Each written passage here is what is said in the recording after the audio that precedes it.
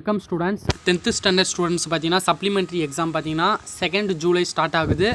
ஏற்கனவே பார்த்தீங்கன்னா நம்ம வீடியோவில் ப்ரீவியஸ் இயர் கொஷின் பேப்பரை ஃபுல்லாக அனலைஸ் பண்ணி ஒரு வீடியோ போட்டிருக்கேன். பார்க்காதவங்க போய் பாருங்கள். இந்த வீடியோவில் பார்த்தீங்கன்னா எப்படி நம்ம பாஸ் ஆகிறதுக்கான ஈஸியான வழிகள். இப்போ நான் சொல்ல போகிறது வந்து பார்த்தீங்கன்னா இம்பார்ட்டன்ட் கொஷின்ஸ் தான் சொல்ல போகிறேன். ஆனால் கொஷின் ஆன்சர் இல்லை. இந்த மொழி ஆல்பம்னு புக்கு பின்னாடி கொடுத்துருப்பாங்க பார்த்தீங்களா, மொழி பெயர்க்க அதுமாதிரி நிறைய வந்து சொற்றொடர் அமைக்க கொடுத்துருப்பாங்க பார்த்தீங்களா. அதில் எதை படிக்கலாம் அப்படின்னு சொல்கிறேன். சரிங்களா, நீங்கள் எப்படி பாஸ் ஆகணுன்ற வழியும் நான் சொல்கிறேன். இதை நீங்கள் கரெக்டாக பண்ணாலே நீங்கள் ஈஸியாக பாஸ் ஆகிடலாம். ஏன்னா நமக்கு டைம் வந்து கம்மியாக இருக்குது. நம்ம எல்லா நீங்கள் எந்தெந்த சப்ஜெக்ட்லாம் ஃபெயில் ஆகிருக்கீங்களோ அந்தந்த சப்ஜெக்ட்லாம் படிக்கணும். சரிங்களா, தமிழ் மட்டும் ஃபெயில் ஆனவங்க தமிழை படிப்பீங்க, மற்ற சப்ஜெக்ட் எதோ ஃபெயில் ஆனவங்களோ அதை படிப்பீங்க. நான் தமிழில் ஃபெயில் ஆன ஸ்டூடெண்ட்ஸுக்காக நான் இதை சொல்கிறேன். சரிங்களா, நீங்கள் எப்படி பாஸ் ஆகலான்னு பார்த்தீங்கன்னா நமக்கு 15 1 மார்க்ஸ் தராங்க. இந்த 15 1 மார்க்ஸில் மேக்ஸிமம் 10 1 மார்க்ஸை கரெக்டாக எடுங்க. ஏன்னா 1 மார்க்ஸ் தான் உங்களுக்கு வந்து மேஜராக ரோல் ப்ளே பண்ணும். சரிங்களா, நீங்கள் 1 மார்க்ஸை புக்கு பின்னாடி இருக்க 1 மார்க் பாருங்கள். அப்புறம் இலக்கணத்துக்கு பின்னாடியும் 1 மார்க்ஸ் இருக்குது, அதையும் நம்ம பார்க்கணும். புக் பேக்கும் பார்க்கணும், இலக்கணத்துக்கு பின்னாடியும் அந்த இலக்கண பயிற்சிலையும் 1 மார்க்ஸ் பார்க்கணும். சரிங்களா, இப்படின்னு ஒரு 5 1 மார்க் கேட்குறாங்க. அதில் ஒரு 10 1 மார்க் நம்ம அட்டன் பண்ணிட்டோன்னு வச்சுக்கோங்க. அதுக்கப்புறம் என்னென்னா, இப்போ நான் இந்த வீடியோவில் கொடுக்குறேன் பார்த்தீங்கன்னா, இந்த மொழி ஆல்பம்னு எல்லா லெசன் பின்னாடியும் இருக்கும். 9 லெசனுக்கும் இருக்கும். சரிங்களா, இந்த 9 லெசன்லேருந்து தான் நிறைய கொஷின்ஸ் வருது. 5 மார்க்ஸ்லேயும் வருது, 2 மார்க்ஸாகவும் தனியாக கேட்குறாங்க. இந்த 2 மார்க்ஸ் 10ன்னு ஒரு பாட்டில் கேட்பாங்க. சரிங்களா, ஒரு பகுதி கேட்பாங்க. இதில் பார்த்தீங்கன்னா மொழி பெயர்க்க, அதுமாதிரி சொற்றொடர் அமைக்க கேட்கலாம், அதுமாதிரி அகராதியில் காண்க கேட்கலாம். அதுக்கப்புறம் பார்த்தீங்கன்னா கலைச்சொல் தருக கேட்கலாம், இல்லை மரபு பிழைகள் கேட்கலாம். அந்தமாரி உங்கள் புக்கில் இருக்கிறது தான் கேட்க போகிறாங்க. சரிங்களா, அதெல்லாம் நான் எது படிக்கட்டும்னு சொல்கிறேன். சரிங்களா, இதில் வந்து நம்மளுக்கு சாய்ஸோடு தான் கேட்குறாங்க. அதனால் 5மே நம்ம ஈஸியாக அட்டன் பண்ண பார்க்கணும். அதனால் ஃபஸ்ட்டு எடுத்தவுடனே கொஸ்டின் ஆன்சர் படிக்க முடியல எங்களால் படிக்க முடியலைன்னா நீங்கள் கொஸ்டின் ஆன்சர் பக்கம் போகலன்னா நம்ம எது பாஸ் ஆகலான்னு பார்த்தீங்கன்னா 1 மார்க்ஸ் 10 மனப்பாட பகுதி நமக்கு 2 கேட்குறாங்க. 2 கேட்கறதால நான் இம்பார்ட்டன்ட் மனப்பாட பகுதி சொல்கிறேன். கொஸ்டின் ஆன்சர் சொல்கிறப்ப மனப்பாட பகுதியில் இம்பார்ட்டன்ட் சொல்கிறேன். சரிங்களா, இப்போதைக்கு நான் பார்த்தீங்கன்னா இந்த மொழி ஆல்பம் இந்த கவர் இந்த இது மட்டும்தான் இப்போ இந்த வீடியோவில் சொல்கிறேன். அதனால் மனப்பாட பகுதி திருக்குறள்லாம் தனியாக இன்னொரு வீடியோவில் சொல்கிறேன். மனப்பாட பகுதி ஒரு 3 மார்க்கு. சரிங்களா, அப்புறம் திருக்குறள் 2 மார்க்கு. அதில் வேணால் விடைக்கேற்ற வினா அமைக்கன்னு கேட்குறாங்க. இதெல்லாம் நீங்கள் ஈஸியாக அட்டன் பண்ணாலே மேக்ஸிமம் உங்களுக்கு ஒரு 10 மார்க், ஒரு 17 மார்க் வந்துடுது. சரிங்களா, 17 மார்க் கூட இப்போ சொன்ன பார்த்தீங்களா, இந்த 5 2 மார்க் கேட்பாங்கன்னு இந்த பகுதியிலேருந்து தான் கேட்பாங்க. சொற்றொடர் அமைக்க, கலைச்சொல் தருக, இதெல்லாம் கேட்குறாங்கல்ல. அப்போ இதுக்கெல்லாம் நீங்கள் போட்டிங்கன்னா எவ்வளோ கிடைக்கும்? ஒரு 10 மார்க்கு, ஒரு 8 மார்க்குன்னு வச்சா கூட 17 + 8 எத்தனை வருது பாருங்கள், 25 கிட்ட வரும். இப்போ மீதி உனக்கு 10 மார்க் தான் எடுக்கணும். இது இன்னும் 5 மார்க்ஸ்லையும் கேட்குறாங்க. இந்த படிவத்தை நிரப்புகன்னு கேட்குறாங்க. நூலக படிவம் இல்லை எந்த படிவம் வேணால் நிரப்ப சொல்லுவாங்க. அதுக்கப்புறம் பார்த்திங்கன்னா வேறு எதனா கூட இந்த மொழி பெயர்க்கன்னு கேட்பாங்க. இந்த இது உள்ளதுன்னா பெரிய மொழி பெயர்க்கெல்லாம் இருக்குல்ல, அந்த தமிழில் ட்ரான்ஸ்லேட் பண்ணுறதுக்கு கேட்பாங்க. இந்த மாதிரி கொஷின்ஸ்லாம் ஒரு 2 3 வரும். நீங்கள் இதை எடுத்துட்டாலே ஈஸியாக நீங்கள் பாஸ் ஆகிடலாம். சரிங்களா, நீங்கள் கொஸ்டின் ஆன்சர் படிக்கணும்னு அவசியம் இல்லை. பாஸ் ஆகிறவங்க இதை கரெக்டாக நீங்கள் ஃபாலோ பண்ணாலே பாஸ் ஆகிடலாம். இன்னும் ஈஸியான கொஷின்லாம் இருக்குது.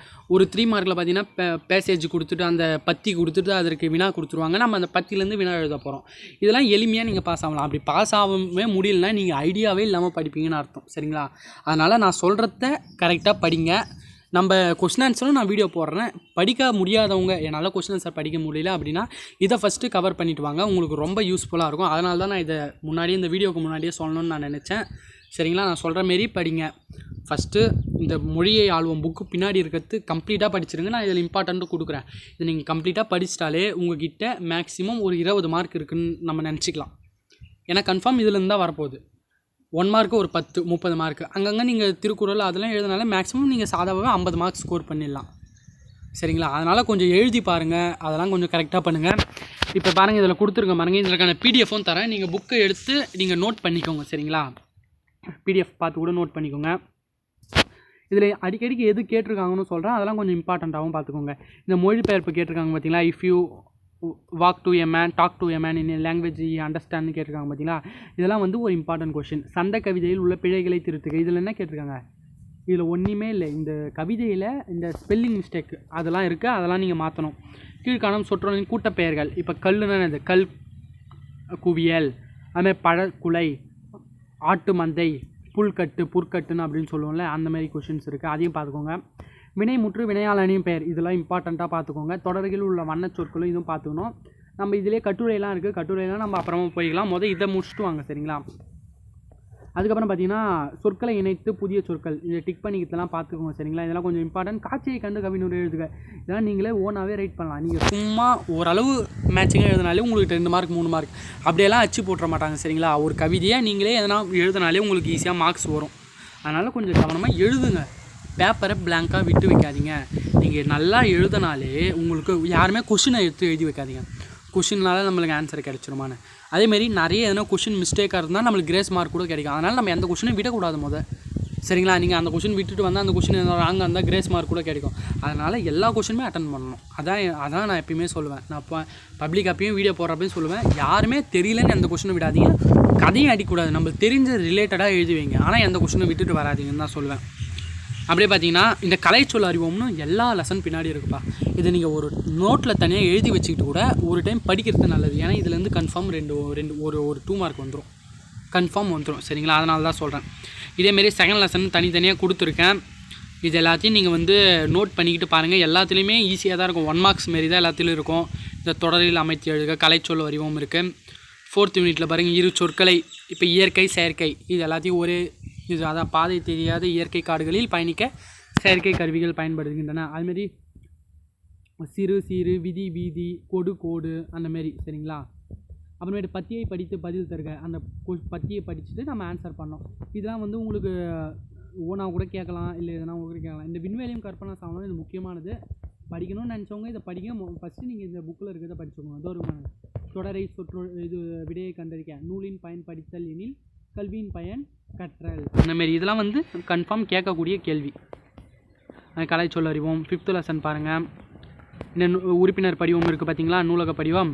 இது வேறு எதனா கேட்டால் கூட கேட்கலாம். ஓனா அது கேட்டாலும் எல்லாமே இதே மெத்தடில் தான் வரும். அதனால் கவனமாக படித்து நல்ல மார்க் ஸ்கோர் பண்ணுங்கள். கன்ஃபார்ம் நம்ம இம்பார்ட்டன்ட் கொஷின்ஸ்லாம் கொடுப்போம். அதனால் மறக்காமல் நம்ம சேனல் சப்ஸ்கிரைப் பண்ணி வச்சுக்கோங்க. அதேமாரி மேக்ஸுக்கு இம்பார்ட்டன்ட் கொஷின் போடுங்கன்னு சொல்லியிருந்தேங்க. நெக்ஸ்ட் வீடியோவில் நான் மேக்ஸுக்கு இன்னும் 2 டேஸுக்குள்ளே நான் வீடியோ போட்டுடுறேன். இம்பார்ட்டன்ட் கொஷின்ஸ் யூனிட் வைஸாக கரெக்டாக போடுறேன். நீங்கள் அதை பார்த்தாலே உங்களுக்கு போதுமானதாக இருக்கும். இந்த வீடியோ உங்களுக்கு ரொம்ப யூஸ்ஃபுல்லாக இருக்கும்னு நினைக்கிறேன். நான் நாளைக்குள்ளே தமிழோட இம்பார்ட்டன்ட் கொஷின்ஸும் நான் சென்ட் பண்ணிடுறேன். நான் நம்மளோட வாட்ஸ்அப் சேனலோட லிங்க்கும் டிஸ்கிரிப்ஷனில் கொடுக்குறேன். அதுலேயும் இம்பார்ட்டன்ட் கொஷின் பேப்பரில் நிறைய கொடுக்க முடியாது சரிங்களா. நான் அதனால் வாட்ஸ்அப்பில் ஈஸியாக அனுப்பிச்சி விட்ருவோம். உங்களுக்கு ப்ரிப்பேர் பண்ண ஈஸியாக இருக்கும். நிறைய நோட்ஸும் அனுப்பிச்சி விட்றேன். மறக்காமல் நம்ம வாட்ஸ்அப் சேனல் குரூப்லேயும் சேர்த்துக்கோங்க. உங்களுக்கு ரொம்ப யூஸ்ஃபுல்லாக இருக்கும் ஸ்டூடெண்ட்ஸ். Okay students, thank you.